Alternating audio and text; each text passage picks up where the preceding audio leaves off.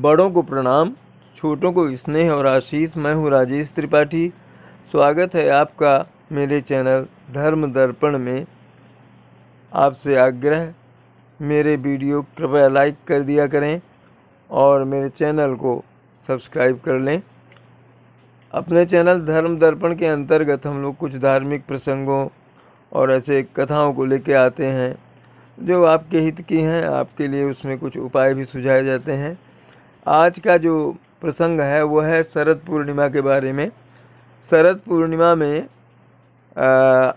आप कुछ उपाय आपको बताते हैं जो आपको धन धान्य से परिपूर्ण रखेंगे और आपको स्वस्थ भी रखेंगे। शरद पूर्णिमा का भी हिंदू पर्वों में बड़ा महत्व है। कहते हैं कि इस दिन महालक्ष्मी का जन्म हुआ था।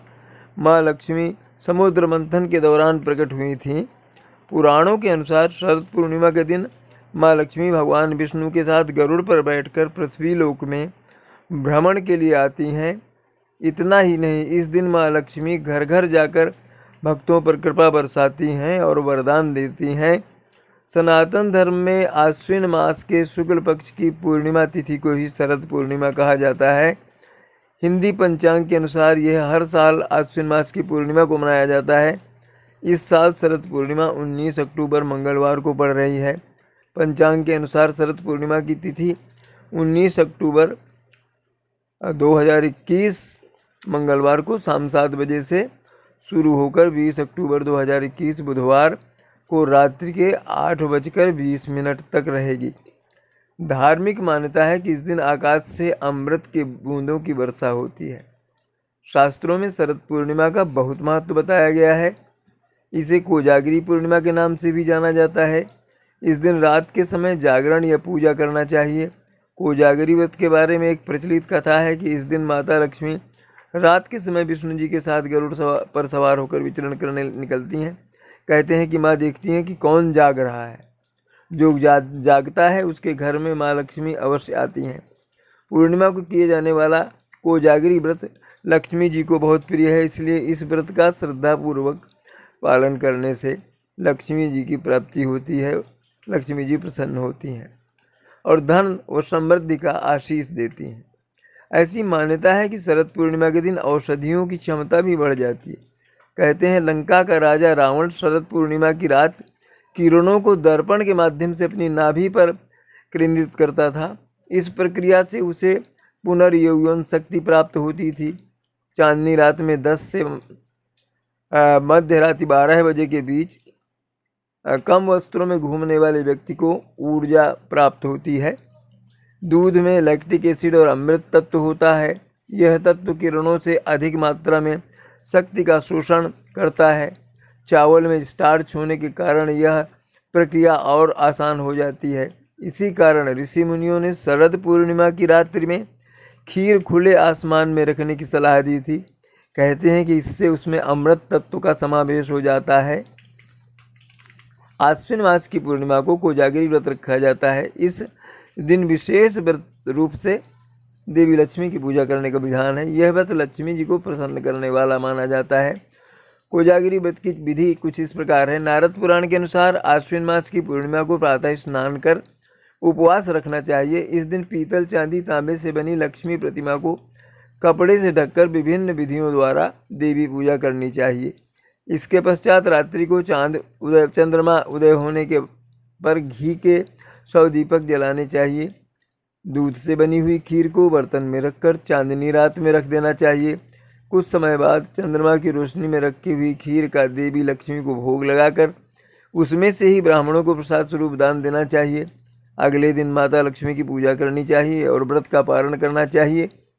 चांदनी रात में रखी खीर को दूसरे दिन प्रातः सेवन करना चाहिए। इसे रास पूर्णिमा भी कहा जाता है, क्योंकि मान्यता है कि ब्रज में इसी तिथि को कृष्ण ने महारास रचाया था। शास्त्रों के अनुसार शरद पूर्णिमा को चंद्रमा पृथ्वी के सबसे निकट होता है। ज्योतिष के अनुसार पूरे साल में केवल शरद पूर्णिमा को ही चंद्रमा 16 कलाओं से परिपूर्ण होता है। इस व्रत की कथा कुछ इस तरह से है। एक साहूकार की 2 पुत्रियां थीं। दोनों पूर्णिमा का व्रत रखती थीं, परंतु बड़ी पुत्री पूरा व्रत करती थी और छोटी पुत्री अधूरा व्रत करती थी। परिणाम यह हुआ कि छोटी पुत्री की संतान पैदा होते ही मर जाती थी। उसने पंडितों से इसका कारण पूछा तो उन्होंने बताया कि तुम पूर्णिमा का अधूरा व्रत करती हो, जिससे तुम्हारी संतान पैदा होते ही मर जाती है। अगर तुम विधि विधान से पूर्णिमा का व्रत करोगी तो तुम्हारी संतान जीवित रह सकती है। उसने पंडितों की सलाह पर पूर्णिमा का पूरा व्रत विधि पूर्वक किया। उसके लड़का हुआ परंतु शीघ्र ही मर गया। उसने लड़के को पीढ़े पर लिटाकर ऊपर से कपड़ा ढक दिया। इसके बाद बड़ी बहन को बुला लाई और बैठने के लिए वही पीढ़ा दे दिया। बड़ी बहन जब पीढ़े पर बैठने लगी तो उसका घाघरा बच्चे को छू गया। घाघरा शरीर पर छूते ही बच्चा रोने लगा। बड़ी बहन बोली, तू मुझे कलंक लगाना चाहती थी, मेरे बैठने से ये मर जाता। तब छोटी बहन बोली, ये तो पहले से मरा हुआ था, तेरे ही भाग्य से ये जीवित हो गया है, तेरे पुण्य से ही यह जीवित हुआ है। उसके बाद नगर में उसने पूर्णिमा का पूरा व्रत करने का ढिंढोरा पिटवा दिया। इस दिन मनुष्य विधि पूर्वक स्नान करके उपवास रखे और शुद्ध भाव से माँ लक्ष्मी का ध्यान पूजन करे तो माँ उसका घर धन धान्य से भर देती हैं। धर्मान व्यक्ति तांबे अथवा मिट्टी के कलश पर वस्त्र से ढकी हुई लक्ष्मी की सोने की प्रतिमा को स्थापित करके विधिवत उनकी पूजा करे। उसके बाद सायंकाल में चंद्रोदय होने पर घी से भरे हुए मिट्टी के 100 दीपक जलाए। इसके बाद घी मिश्रित खीर तैयार करे और बहुत से पात्रों में डालकर उसे चंद्रमा की चांदनी में रखे। जब 3 घंटे बीत जाएं, तब लक्ष्मी जी को सारी खीर अर्पण करे। इसके बाद गरीबों को इस प्रसाद रूपी खीर का भोजन कराए और रात्रि जागरण करे। अब शरद पूर्णिमा में कुछ उपाय बता रहे हैं जिससे आपको धन धान्य की प्राप्ति होगी, निरोग रहेंगे। शरद पूर्णिमा को जागृत पूर्णिमा भी कहा जाता है।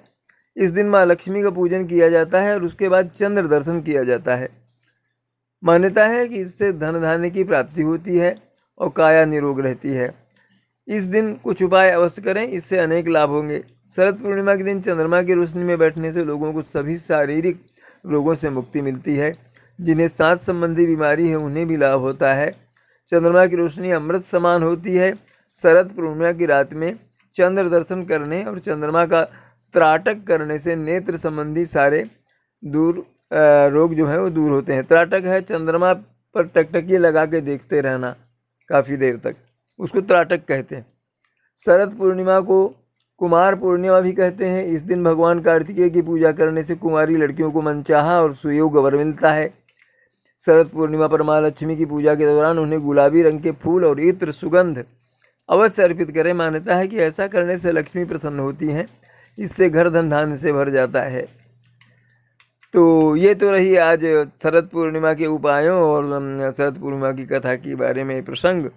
और मिलते हैं फिर किसी नए प्रसंग को लेकर अगले वीडियो में। तब तक प्रणाम, नमस्कार।